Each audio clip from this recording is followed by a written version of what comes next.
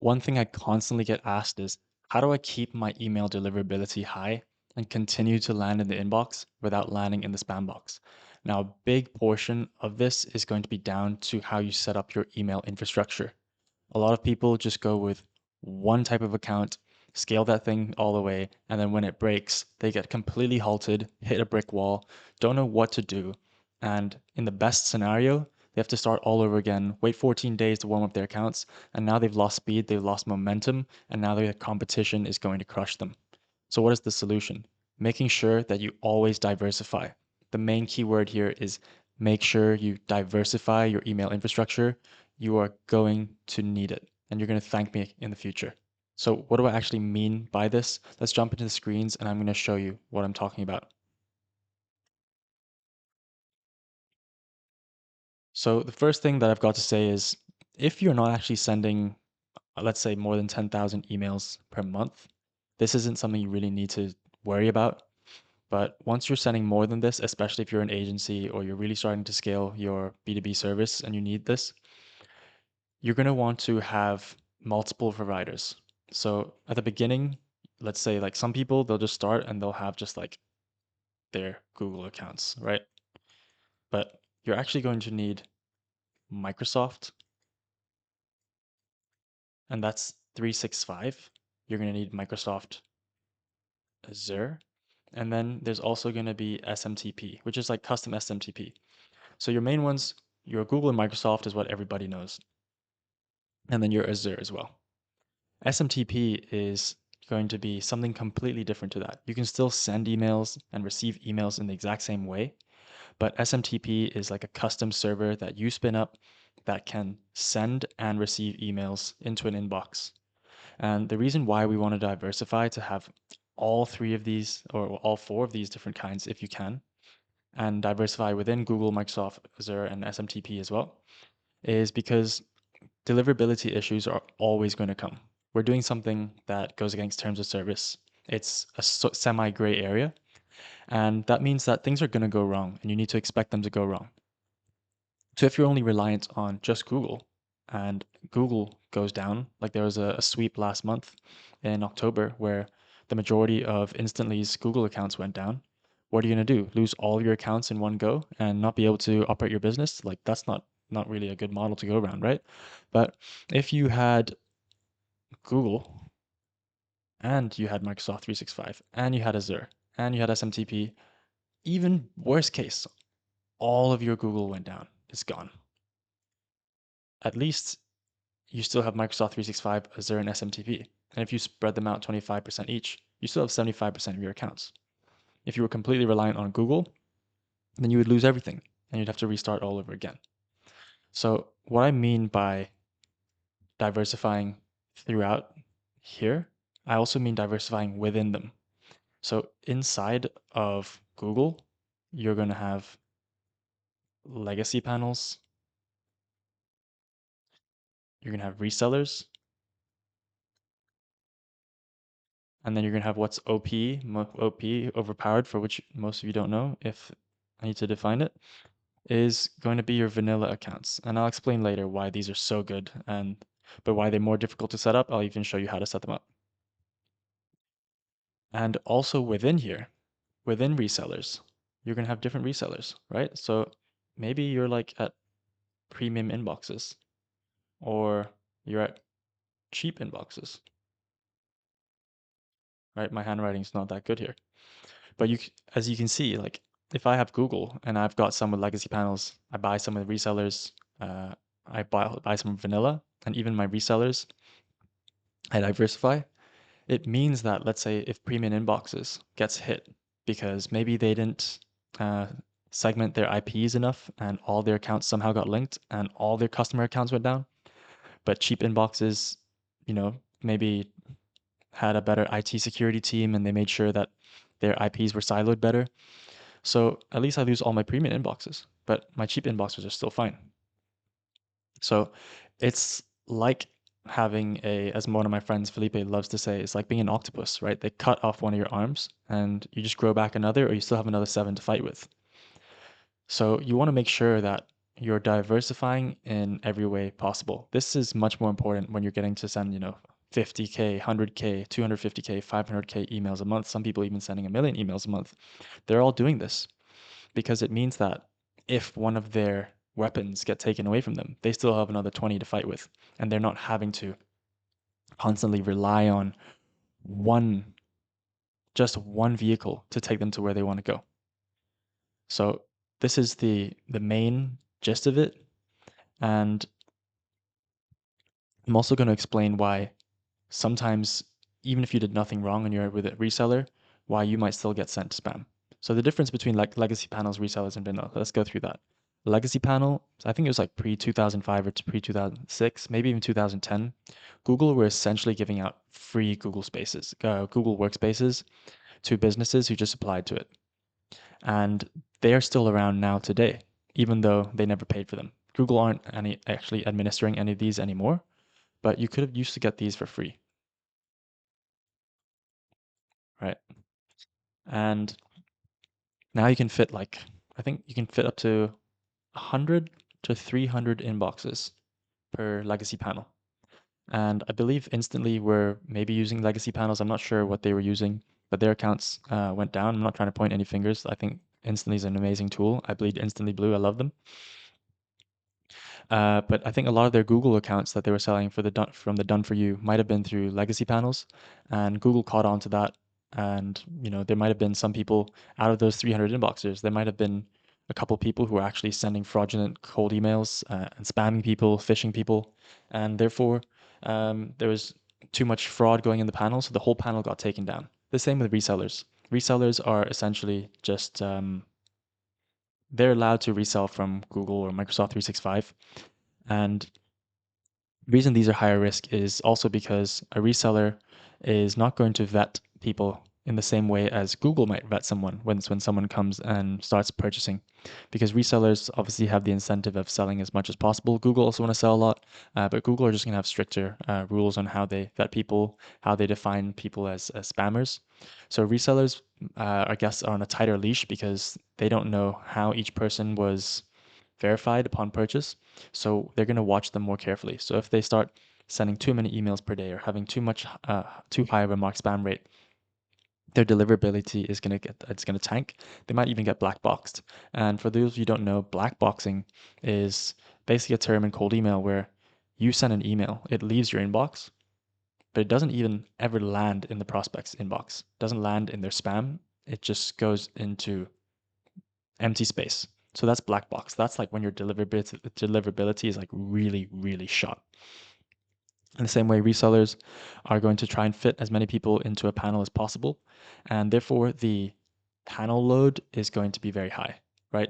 There's going to be panel load, domain load, inbox load. Panel load, let's just say there's a panel and there's 300 inboxes in there, and all of them are sending emails every day compared to only having 100 inboxes in there, sending the same amount of emails. The panel load is going to be higher in terms of amount of emails sent. Then domain load, depending on who bought the domains, who the emails were sold to in terms of the inboxes, each person is going to send a different amount of emails per day. It's recommended that you send a low amount of emails per inbox per day, not sending hundreds, just to make sure that it actually mimics normal human behavior.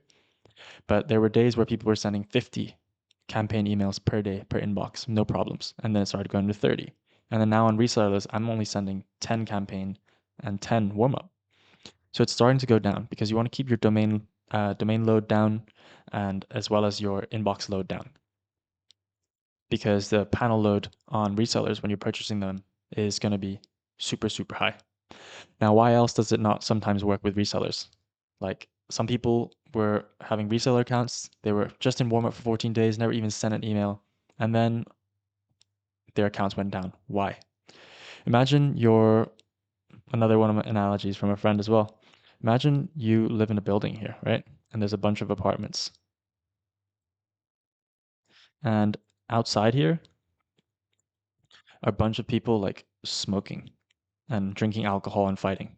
And like you're just like walking into the house every day, and these people are like watching you.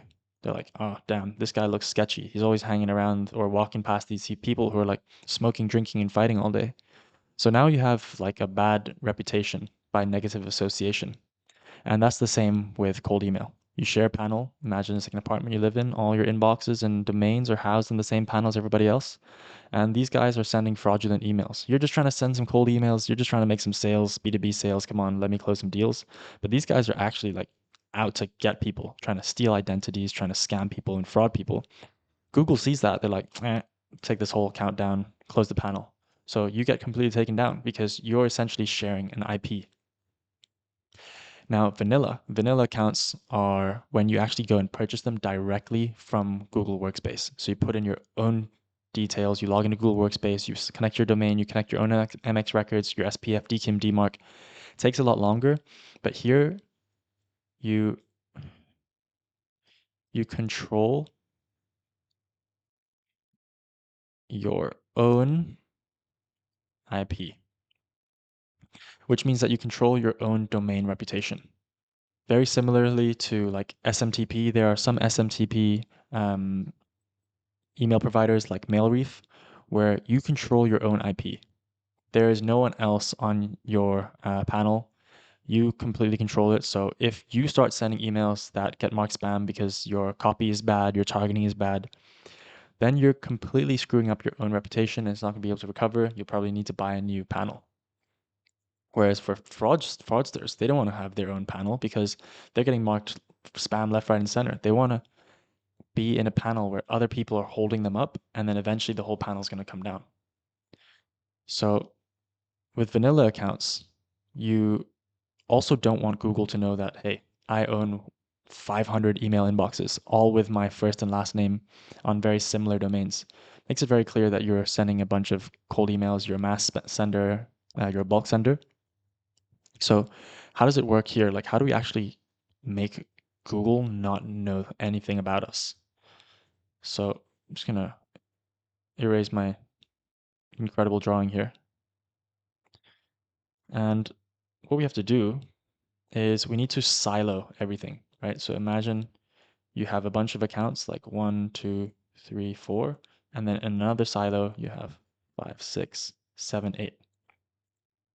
Now, how do we actually do that? So we use tools like they're basically virtual computers where you can have a software like Ads Power. And in Ads Power, if you have 10 profiles, every profile is like its own computer. It has its own unique identity, like a unique code. Makes it seem like it's its own physical device. And then you also connect a proxy IP to it. So it's like you have 10 computers and they all have their own IP like that. So to Google, it's like 3 different computers logging in from 3 different IPs. So residential IPs, different Wi-Fi's around wherever you are in the world that you're located in. And they each own 4 email domains. And let's say there's like 2 inboxes in each. So there's 4 domains and 8 inboxes in each of these siloed accounts, basically, these computers. So they have different phone numbers that you can use when there's 2-factor authentication needed. So you can use these numbers from like SMSman, textverified.com. And you also want to use separate cards. You can use the same debit card for like, let's say 4 or 5 of these. So let's say 20 domains, but every 20 domains, you want to make sure that you separate your card as well.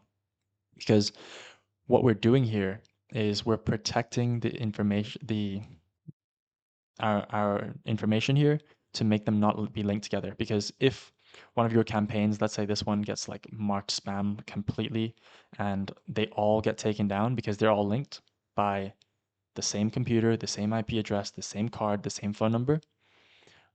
If this one only goes down, all of these are going to go down as well because they're all linked. Now, if you have 500 inboxes that you spent many hours, 50 to 100 hours setting up, or probably paying a VA to do, and they all got taken down. That's a lot of time and a lot of work to get your accounts back. But if they're properly siloed and they're not linked, you've only lost 4 accounts. All of your other 480 something inboxes are still fine because you've protected yourself by having siloed IP addresses, siloed virtual computers, siloed phone numbers, siloed cards. Now, I understand that this is a huge amount of work to actually have to do. So I only really recommend this strategy for vanilla is if you've already established that cold email is a fantastic channel for your B2B business, set this up and you're in this for the long term. If not, and you need speed, flexibility, I would go with resellers. I would get Google resellers, Microsoft 365 resellers, Microsoft Azure resellers, and SMTP. And I would just split it like SMTP, I'd go with the smallest amount. At the beginning, I just go Google and Microsoft Azure and 365. You can just go like 33% each. And then once you really start scaling, you can add in custom SMTP is like 10 or 20% of your sending volume as well. Because that's going to allow you to move the quickest. And when you have all these accounts, once you start to log into Instantly or Smartlead, whatever tool you use, you want to use specific KPIs just to make sure you're looking at your deliverability. And I wouldn't make it too complicated. I would literally look at email health score, and I would look at reply rate. And with email health score, like these accounts are really sensitive inside Instantly and Smartlead. So once they go below like 97%, I would take them out of the campaign and I would just put them into warm up for like 7 days before placing them back into campaigns. And if they don't recover, like after a week, if they don't recover, honestly, because you have so many accounts, and you should also have at least another 50% extra needed. So if you're sending 10,000 emails, you need to have at least the capacity to send 15K. Because if 5K go out, you immediately just come out with another 5K to replace it. Sometimes you should even go double. So if you need to send 10K, you have the capacity to send 20K. So if they all go down, you can replace it. And when you replace the next batch, you go and buy another 10K to warm it up to be ready for the next round. So I would not spend too much time trying to think about like how can I recover accounts. It's better to just get rid of them and repurchase them and have more warmed up so you don't have to think about that. You don't want email deliverability to be one of your main issues, especially on the infrastructure level. You want to make sure that your list is good and your copy is good and your offer is good. Spend your time there. With email infrastructure, this should be set up once. There should be a system and you should leave it and forget it. And if you really want to know if your deliverability is shot or maybe it's just your offer that's crap, look at your reply rate and run things in parallel. What do I mean by run things in parallel? So you have 10,000, a capacity to send 10,000 emails that you've been sending with, and you have another capacity to send 10,000 emails to your other domains and inboxes. You want to run them side by side. So you run them on the exact same campaign, and one of them, you're going to use your current inboxes, your current 10K, and then the other ones, you're going to use your new 10K. It's going to send the same copy, the same list, same everything. And you're going to look at the reply rate. So if the current one is like a 2% reply rate, and then the new one is like 4%, you know that the only changing factor was the new inboxes. Nothing else changed, which means you know that your current inboxes are screwed. So get rid of them and then go with the new inboxes. This is just a quick rundown of how I manage email deliverability and email infrastructure across my clients.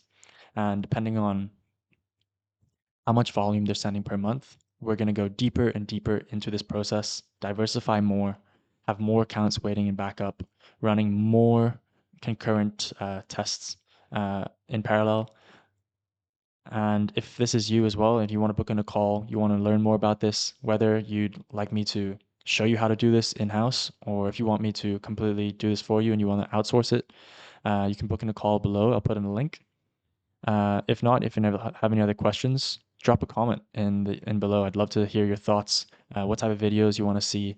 Because yeah, I'm just gonna start posting more on YouTube. This is gonna be something fun for me.